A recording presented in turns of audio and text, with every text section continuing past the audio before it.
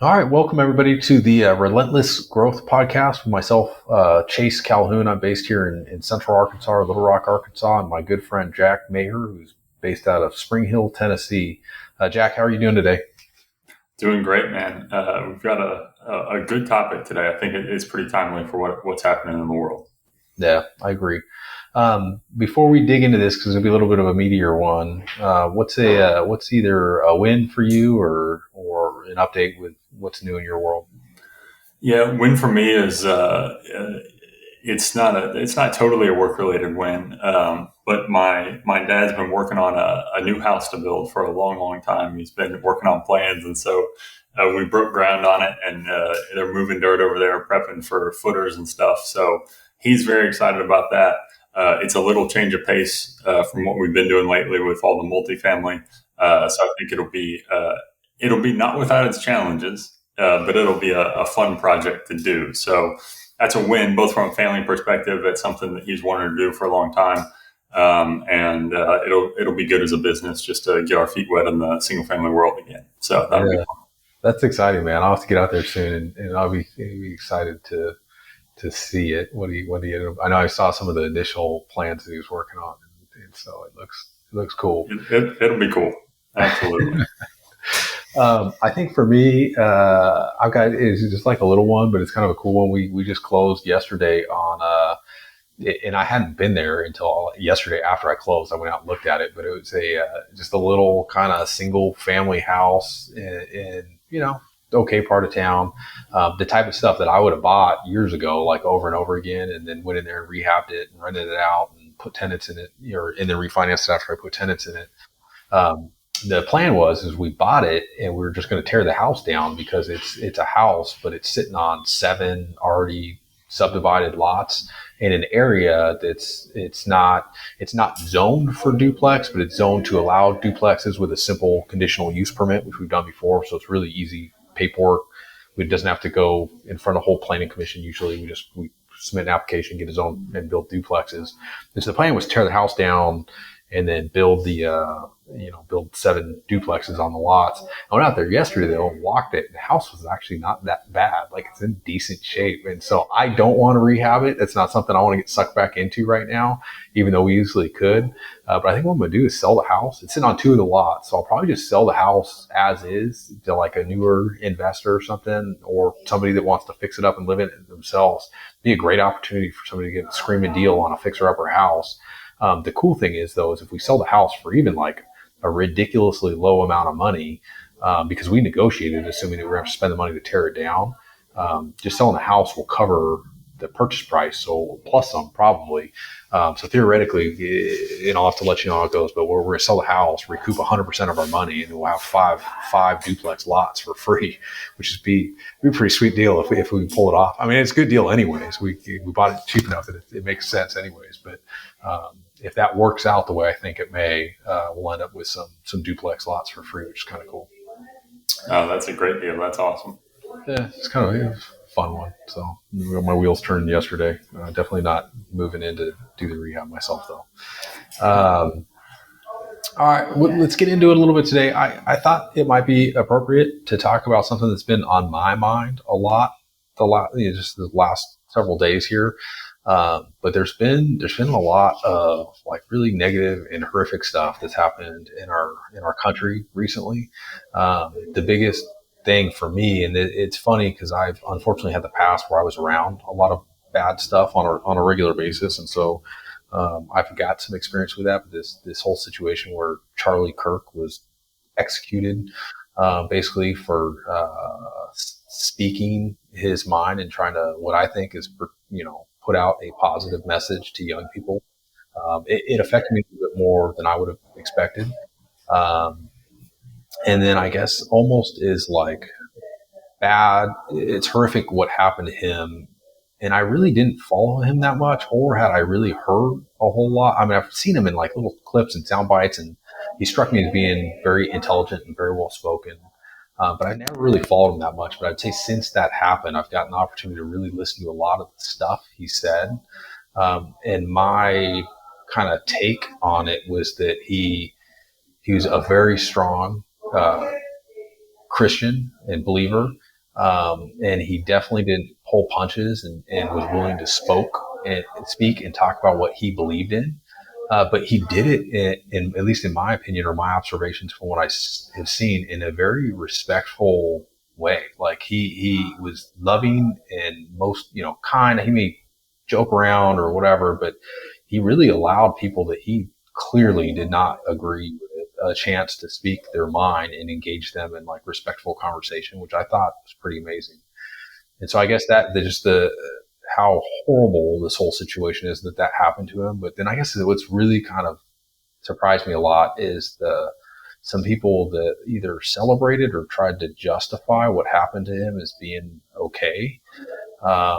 And just how kind of sad to me that is that there's just so many people out there that are like that. And I think they're a loud minority, unfortunately. But even for myself, like I posted something just very briefly about it. And then after we talked about this a little bit, I'd love to get into some how kind of, how we can deal with this, or how I think as a society that people really need to step up and start to deal with this. But I was surprised by some of the negative pushback I got just by making a simple post.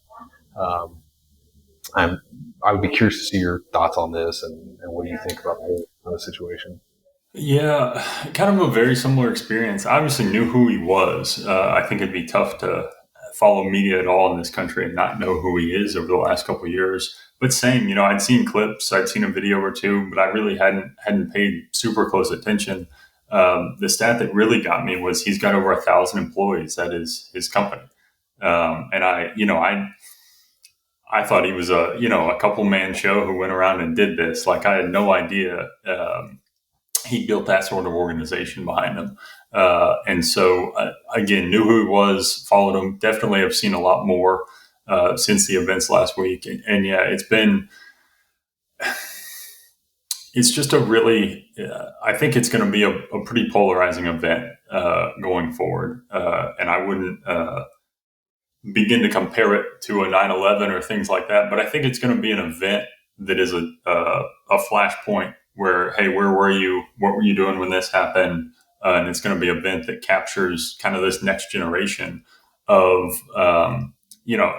something that's happened that's major in this country. And it's the first time, obviously, the president, while he was running, there was an attempted assassination, but it's the first time a political figure this has happened in a long time on this public a scale.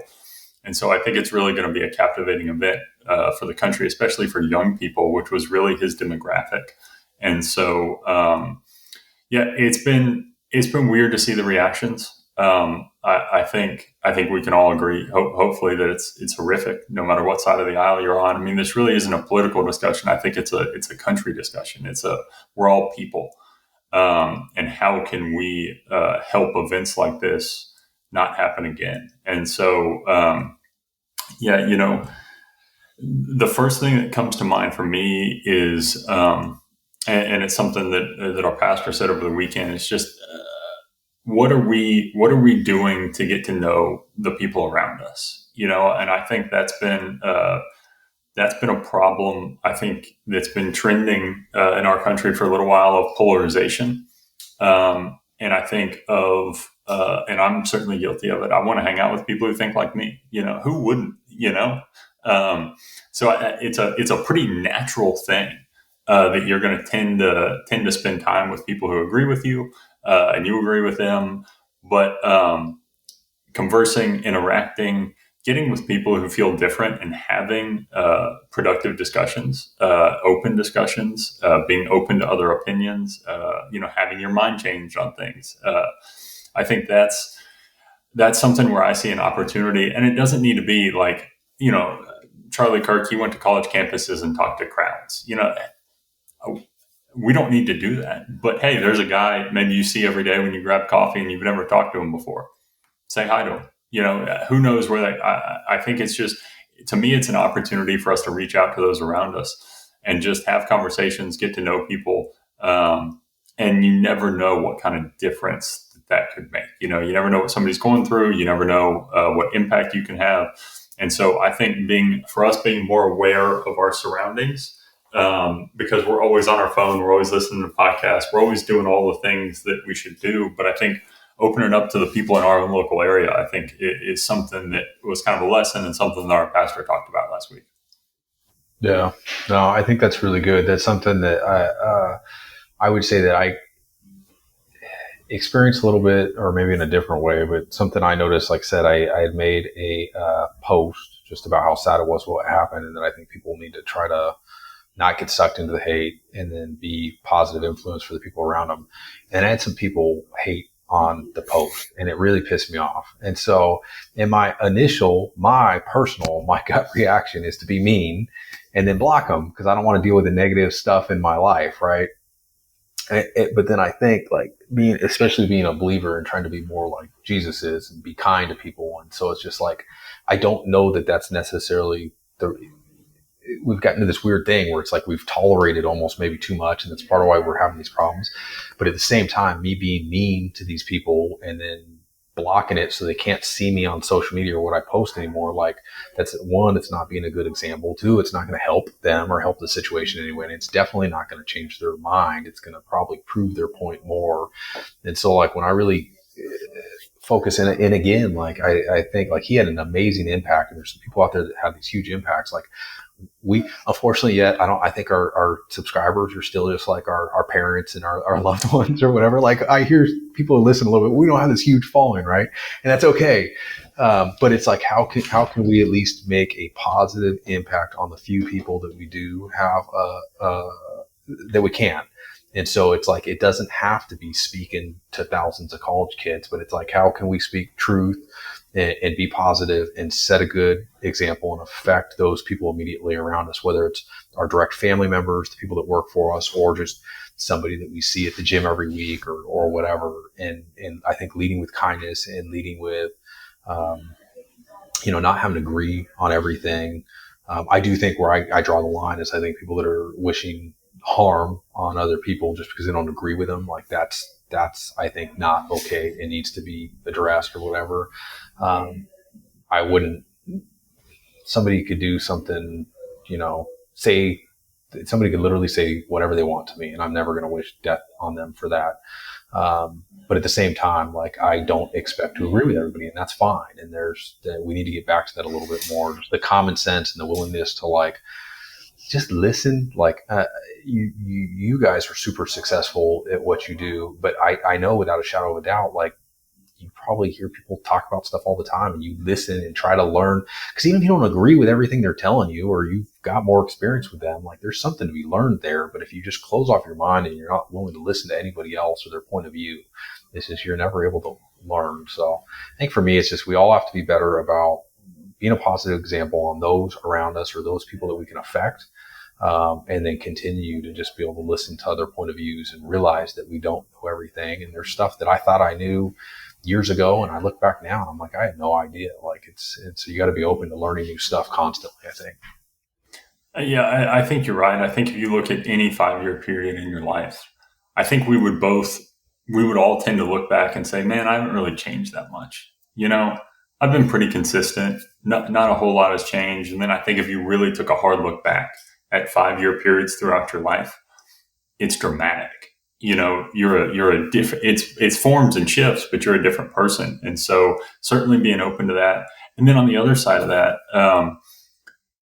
understanding that obviously this is a podcast. It's about personal growth. It's about construction. That's what we're going to talk about 95% of the time, probably.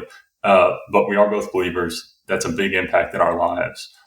And there are certain absolute truths out there, or truths that we think are absolute. And so I think it's really hard today because you never know what you're reading is real. In the media, you don't know whether a story is true or not. You don't know. There's a lot of uncertainty, and there's a lot of you making it what you want it to be. And I think young people especially, which is I think why Charlie Kirk was so captivating to young people, is I think he was really good at telling the truth. And sometimes that's not what people want to hear, especially if it's about politics, whatever it is. But I think that's our role is as believers, as influential people in our communities, our role is to tell the truth. And sometimes that's going to be received well. Sometimes it's not going to be received well. And that's okay. But our role is not to make people always feel okay. Certainly we don't wish harm on anybody, but sometimes conversations are uncomfortable. Sometimes, they don't go the way you want them to, but that's kind of what we're put here to do. And kind of to transition back to what this podcast is about. It's about construction and it's about personal growth. And, to me, especially in this day and time, personal responsibility is something that I think he was a big proponent of, and that I think young people are generally lacking. And so I think I tend to look at the world, as whatever problems I have, they're my own. I can change them, I can modify them, or I can not do anything, and they can continue to be problems. And not that I'm in control. I'm definitely not in control. But I think that's something that he did a good job at explaining, is the personal responsibility of what we do every day. And no matter what circumstances you were born in, no matter what has happened to you in your life, you can change it. You can go where you want to go. And certainly there are limitations there. But I think when you tie it back into the whole theme of the podcast, I think this is a pretty core concept for the young people out there of taking responsibility for your lives. There is not a concerted effort to keep you down.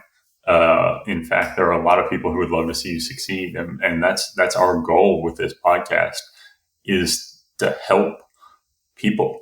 It doesn't matter who, what, where, why, but it's to help people experience success, to learn. We've learned a lot of hard lessons, and we'll continue to learn hard lessons. And if we can prevent people from having to learn one of those hard lessons, then this whole thing has been a success. And so I think I'm rambling a little bit, but I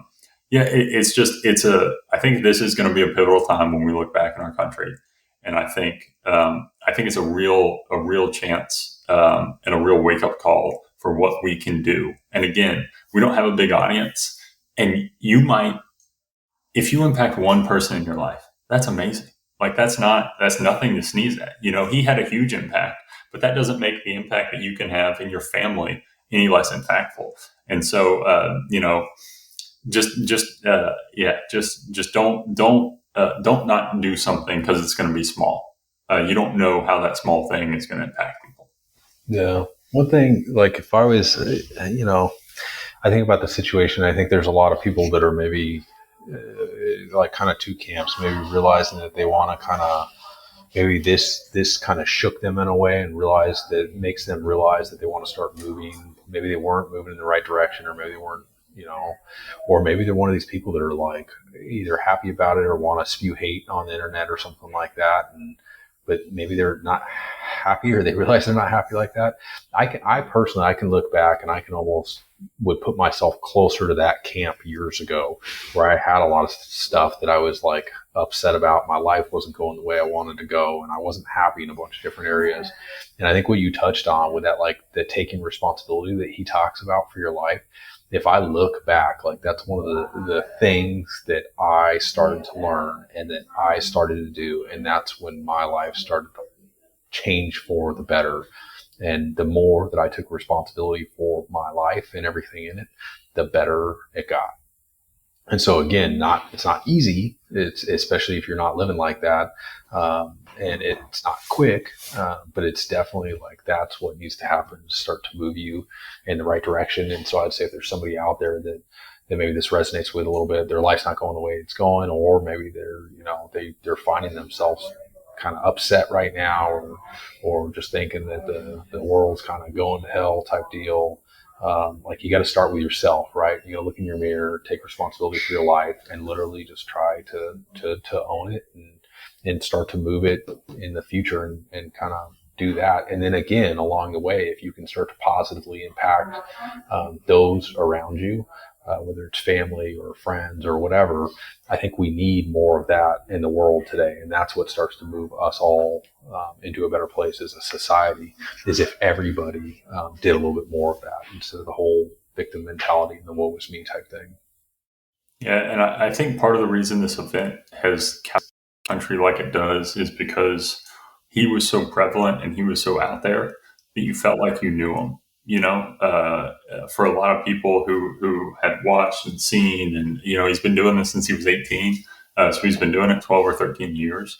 Um, Most people have never met him, never seen him in person, but they felt like they knew him because he was out there. And I think, man, that's a tremendous thing for his impact.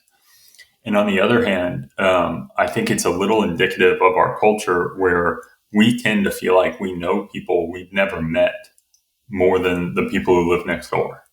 And it's because of our phones and the media and everything that and a lot of that's good. Again, he had a relatively positive message, I think, and people would disagree with that, but I think he did. But the point would be, you should feel like you know the people closest to you a lot better than you know him or anybody on social media or any celebrity that you feel like you're connected to. And so how can you cultivate those relationships close to you? And it can be something simple. Invite somebody over for dinner next week. It doesn't need to be some life-changing thing, but I think we tend to live in these silos now, but we feel connected. We feel connected to the world because of all the things we read and what we experience, and the feelings are real that come along with those things. But it's not the same experience as looking somebody eye to eye and having a conversation. I host a thing at our office once a month for a lot of people from church where we smoke cigars and we just talk, and there's nothing scientific about it, but it's good to connect with people. And so, and it's good to connect on positive things, no matter what's going on in the world. There's always going to be a chance to complain. We could spend every episode, I'm sure Chase and I could, talking about every problem we've had that week, and we would not even close to run out of time. Each episode would be an hour long, and I could keep going. But there are so many positives. We've both got young, healthy families. Like, there's so many things to be thankful for in our lives, no matter what's going on, and things that will always be there. Our faith, our family, regardless of what happens in our businesses. And so if for the people out there, if you don't have those things that are constant in your lives, then, I think that's something to look at and say, hey, how can I get there? How can I have more gratitude? How can I achieve that comfort that no matter what's going on, my faith is always going to be there, no matter what happens in our business.